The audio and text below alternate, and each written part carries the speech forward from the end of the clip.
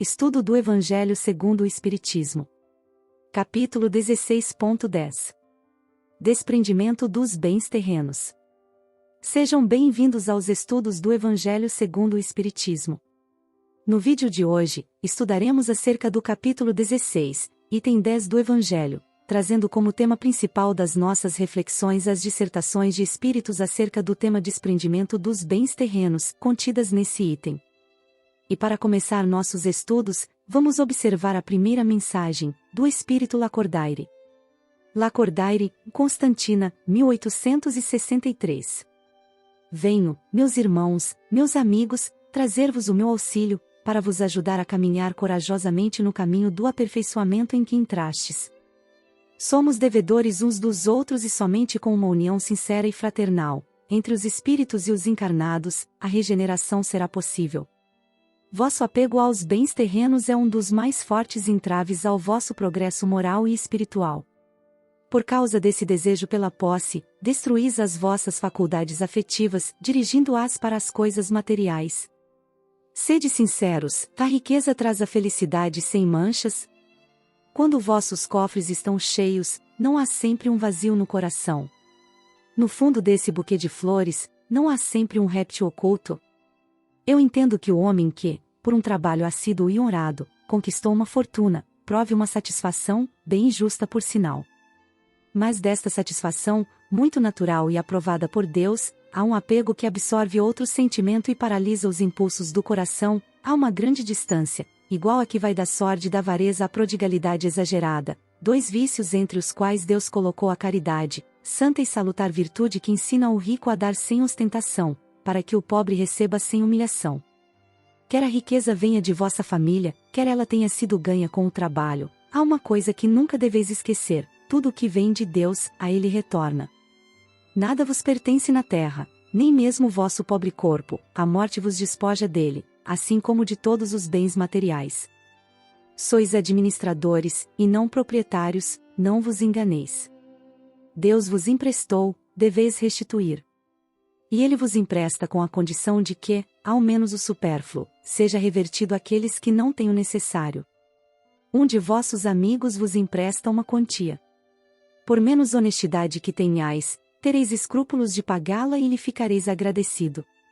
Aí está a posição de todo homem rico. Deus é o amigo celestial que vos emprestou a riqueza, pedindo apenas o amor e o reconhecimento, mas exige, por sua vez, que o rico dê aos pobres, pois são seus filhos tanto quanto ele. O bem que Deus vos confiou excita em vossos corações uma ardente e desvairada cobiça.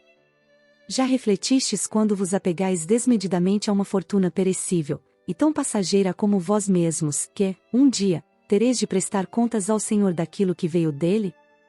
Esqueceis que, pela riqueza, fostes investidos do caráter sagrado de ministros da caridade na terra, para serdes os administradores inteligentes? O que sereis, pois, quando usais apenas em proveito próprio o que vos foi confiado além de administradores infiéis? Qual será o resultado desse esquecimento voluntário de vossos deveres?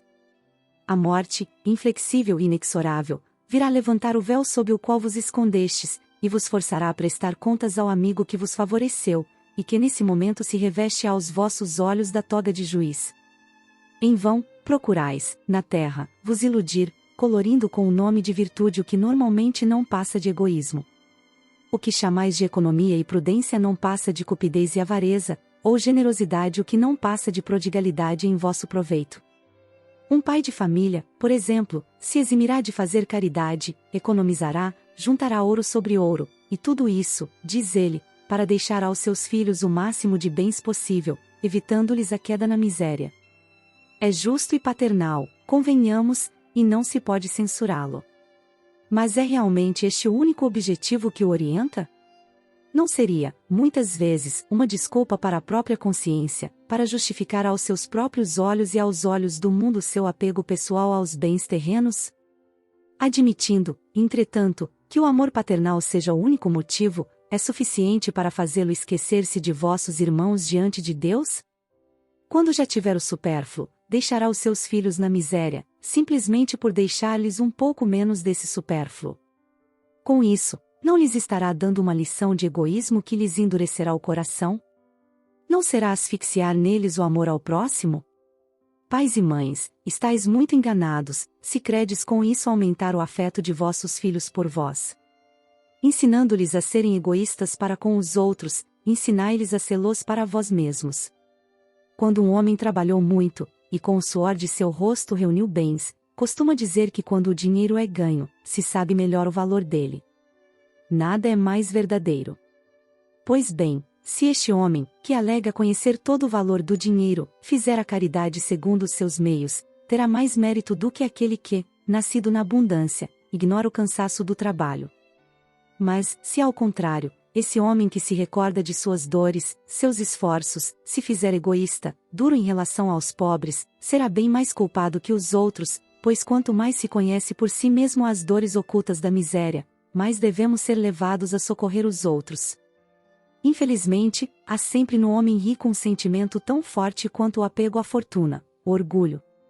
Não é raro ver um novo rico aturdir o infeliz que implora sua assistência, com a história de seus trabalhos e das suas habilidades, em vez de ajudá-lo, acabando por dizer-lhe: faça como eu fiz. Segundo ele, a bondade de Deus não influi em nada na sua fortuna, somente a ele cabe todo o mérito. O seu orgulho põe-lhe uma venda nos olhos e um tampão nos ouvidos. Ele não entende que, com toda a sua inteligência e capacidade, Deus pode derrubá-lo com uma só palavra. Esbanjar a sua fortuna não é desprendimento aos bens terrenos, é descuido e indiferença. O homem, que administra os bens que possui, não tem o direito de dilapidá-los, nem de confiscá-los em benefício próprio. A prodigalidade não é generosidade. É, muitas vezes, uma forma de egoísmo. Quem joga ouro a mancheias na satisfação de uma fantasia não dará um centavo para prestar um auxílio. O desapego aos bens terrenos consiste em apreciar a fortuna em seu justo valor, em saber servir-se dela para os outros e não apenas para si mesmo, em não sacrificar por ela os interesses da vida futura, em saber perder sem se lamentar, se convir a Deus retirá-la. Se, por imprevistos reveses, vos tornardes como Jó, dizei como ele: Senhor, vós me destes, vós me tirastes, que a vossa vontade seja feita. Esse é o verdadeiro desapego. Sede, pois, submissos. Tende fé naquele que, tendo dado e tirado, pode também devolver-vos. Resisti com coragem ao abatimento e ao desespero que paralisam as vossas forças. Não vos esqueçais jamais de que quando Deus vos aplicar uma prova, ao seu lado é colocada também uma consolação. Pensai, sobretudo, que há bens infinitamente mais preciosos do que os da terra, e esse pensamento vos ajudará a desligar-vos deles. Quanto menor for o valor dado a uma coisa, menos sensíveis somos à sua perda. O homem que se apega aos bens da terra é como a criança que vê apenas o momento presente. Aquele que se desapega é como o adulto que vê coisas mais importantes, pois compreende essas palavras proféticas do Salvador: meu reino não é deste mundo. O Senhor não ordena que nos despojemos do que possuímos para nos reduzir à mendicância voluntária, pois então nos tornaríamos uma carga para a sociedade. Agir dessa maneira seria compreender mal o desapego aos bens terrenos. É um egoísmo de outro gênero, pois significa fugir à responsabilidade que a riqueza dá àquele que a possui. Deus a dá àquele que melhor lhe parece poder administrá-la em proveito de todos. O rico tem, portanto, uma missão. Missão que pode tornar-se bela e proveitosa para si mesmo. Rejeitar a fortuna, quando Deus a concede, é renunciar ao benefício do bem que se pode fazer, administrando-a com sabedoria. Saber passar sem ela, quando não a temos, saber empregá-la utilmente, quando a recebemos, saber sacrificá-la, quando necessário, isto é agir segundo os desígnios do Senhor. Que aquele que possui o que chamamos no mundo de boa fortuna, diga a si mesmo: meu Deus, enviastes-me um novo encargo, dai-me a força para desempenhá-lo segundo a vossa santa vontade. É isso, meus amigos, o que eu queria ensinar-vos quanto ao desapego aos bens terrenos. Finalizo dizendo: aprendei a vos contentar com pouco. Se sois pobres, não invejeis os ricos, pois a riqueza não é necessária à felicidade. Se sois ricos, não vos esqueçais de que esses bens vos foram confiados, e que deveis justificar o seu emprego, como numa prestação de contas de tutela. Não sejais administradores infiéis, servindo-vos da riqueza para a satisfação de vosso orgulho e de vossa sensualidade. Não vos julgueis no direito de dispor deles unicamente para vós, pois não o recebestes como doação, mas como empréstimo apenas. Se não sabeis pagar, não tendes o direito de pedir, e lembrai-vos de que aquele que dá aos pobres quita a dívida contraída com Deus. Comentários. Tudo aquilo que Deus coloca em nossas vidas, seja através do trabalho ou de heranças, são ferramentas para servir de provas ou expiações para nossa jornada curta na terra. Jesus lhes disse: O meu Pai trabalha até agora, e eu também trabalho. João capítulo 5 versículo 17.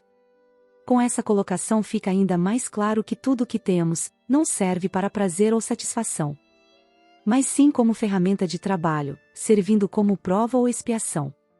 Ter um carro é uma prova, assim como ter um trabalho fixo, um diploma, uma casa, uma marca registrada no mercado, sendo sempre uma prova oferecida por Deus, para que nós possamos nos desenvolver e transmitir os bens eternos do amor universal por onde passarmos. Lembrando aquilo que está em Efésios 1, 18.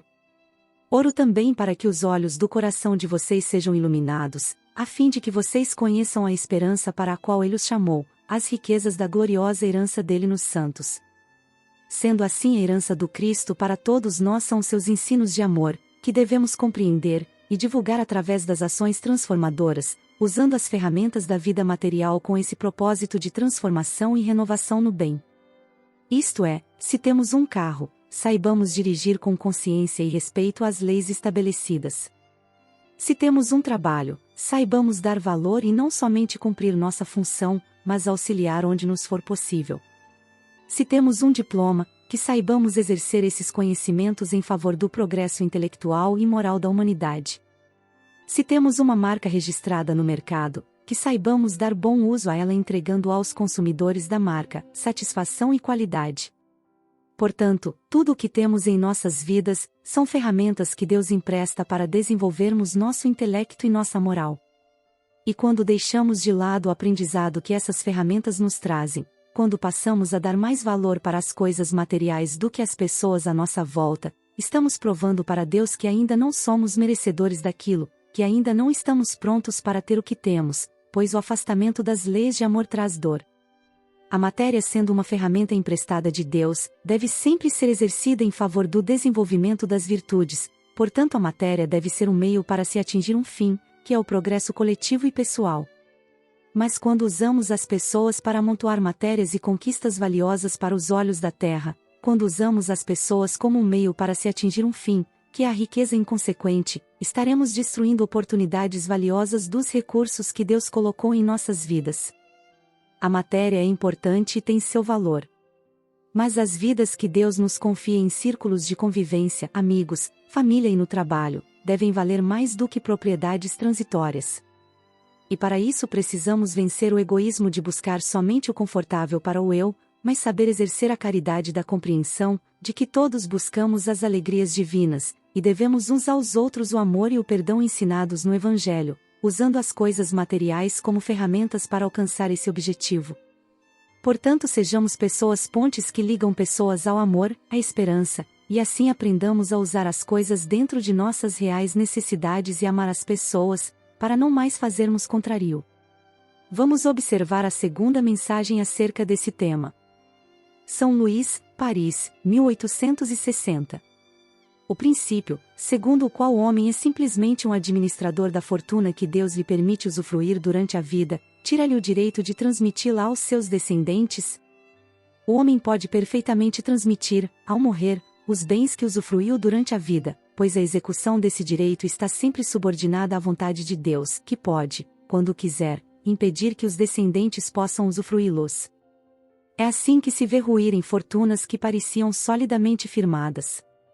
A vontade do homem, em manter a sua fortuna para os descendentes é, dessa forma, impotente, o que não lhe tira o direito de transmitir o empréstimo que recebeu, já que Deus o retirará, quando julgar conveniente. Comentários. Essa resposta dada por São Luís nos prova mais uma vez que aquilo que temos em vida, vem de Deus, e a Ele retorna. Se Deus permite que uma herança seja transmitida, é porque confia que essa herança poderá ser uma ferramenta útil de trabalho e desenvolvimento de virtudes. Mas cabe ao nosso livre-arbítrio escolher o que fazer com as nossas riquezas. como mencionado em Mateus 25, 29. Pois a quem tem, mais será dado, e terá em grande quantidade. Mas a quem não tem, até o que tem lhe será tirado. Pois Deus, sendo bom, justo e misericordioso, não faz concessões a uns e não a outros. Tudo que nos chega de uma forma ou de outra, é uma prova. Para finalizar nossos estudos, vamos observar uma breve narrativa passada pelo irmão X sobre o livre-arbítrio de um irmão que recebeu sua herança, mas não soube dar valor àquilo que Deus o confiou, e onde isso o levou, servindo de lição para nós aqui em estudo darmos valor e exercermos corretamente as ferramentas que Deus nos confiou. A herança. Na mesa do vasto aposento que penetráramos, em serviço de assistência espiritual, jazia grafada em belo cursivo a interessante carta que passamos a transcrever. Meu caro Belmiro. Parece incrível, mas somente hoje consigo tempo para responder-lhe a carta, recebida há precisamente 8 meses. Perdoe-me a demora. Realmente, o velho morreu, no ano passado, entretanto, apenas agora pude liquidar o inventário. Confirmo a notícia da herança. O montante em dinheiro que me veio ao domínio é de 180 milhões, mas, automaticamente, sou hoje o dono de 8 prédios, no valor aproximado de 500 milhões de cruzeiros velhos. Isso tudo, somado às joias que me ficaram, ultrapassa a quantia de 800 mil cruzeiros novos ou quase 1 bilhão na moeda antiga. E agora, meu caro, é tocar para frente. Espero multiplicar o patrimônio 4 vezes em 2 anos. Esteja certo disso. Sinto muito não atender à sua recomendação. Você insiste comigo, há muito tempo, tanto quanto insistiu com o falecido, em assuntos de caridade. Não fossemos companheiros de infância e não daria atenção ao caso, no entanto, estimo você suficientemente para deixá-lo sem resposta. Aprendi com o velho que a vida vale pelo dinheiro que se tem. Você fala em benefícios aos outros, para que venhamos a ser beneficiados, e afirma que, se dermos em bondade e desprendimento aos que sofrem na vida, a vida nos retribuirá em saúde e alegria. Não sei onde é que você encontrou tanta teoria bonita para se enfeitar. Espiritismo, reencarnação. Você, Belmiro, é um poeta. Sempre admirei a sua imaginação. Desde a escola, você é assim, o notável sonhador que a gente aplaude, mas não pode seguir. O que sei de mim é que nada compreendo sem o dinheiro. E dinheiro grande. Acompanhei meu avô, prestando-lhe assistência, durante a minha vida inteira, e não será agora que vou perder o fruto de meu esforço. Não desfalcarei o que tenho e, para defender o que tenho, não estou disposto a ceder um tostão. Você não é o primeiro amigo a falar-me de beneficência, de missão a cumprir, de solidariedade humana, de mensagens do além. Acho isso tudo muito bonito, mas para mim não calha. Estive 30 anos, pense na extensão desse tempo, 30 anos protegendo o velho e ajudando-o a preservar o que, no fundo, agora é meu. Acredita que estou relaxado, a ponto de esquecer-me? Não me venha com a história de que meu avô teria falado depois da morte para aconselhar-me. Ele, meu mestre de poupança, não quereria fazer de mim uma mão aberta. Essas conversas de espíritos, meu caro, têm muito de trapaça e bobagem. Os velhacos inventam as modas e os tolos vão seguindo. Se o vovô quiser dar ordens, que me apareça. Não tenho medo de fantasmas. Quanto à saúde, estou forte. Ainda não completei 50 anos e somente agora obtive a possibilidade de viver como quero. Estou eufórico, feliz. Nunca pratiquei tanta ginástica e com tanto gosto. Você me convida a pensar no outro mundo. E eu convido a você para mergulhar comigo nos prazeres deste mundo mesmo. Venha para conversarmos e receba um abraço muito cordial do seu velho amigo, sempre devedor. Neneco. Esta era a carta escrita e assinada pelo cavalheiro simpático que fôramos chamados a prestar auxílio espiritual e cujo corpo acabava de se cadaverizar por força de violento infarte do miocárdio. E a nota mais significativa de todo o episódio é que ele, ao arrancar-se do veículo prostrado, em nossa direção, tomou-nos a conta de enfermeiros encarnados e, tropeçando semilúcido, informou-nos para logo, de que, se estava doente, não queria seguir para o hospital sem o talão de cheques. Irmão X. Base bibliográfica. Evangelho segundo o Espiritismo, Allan Kardec, capítulo 16, item 10. Marcas do caminho, autores diversos, capítulo 7, a herança.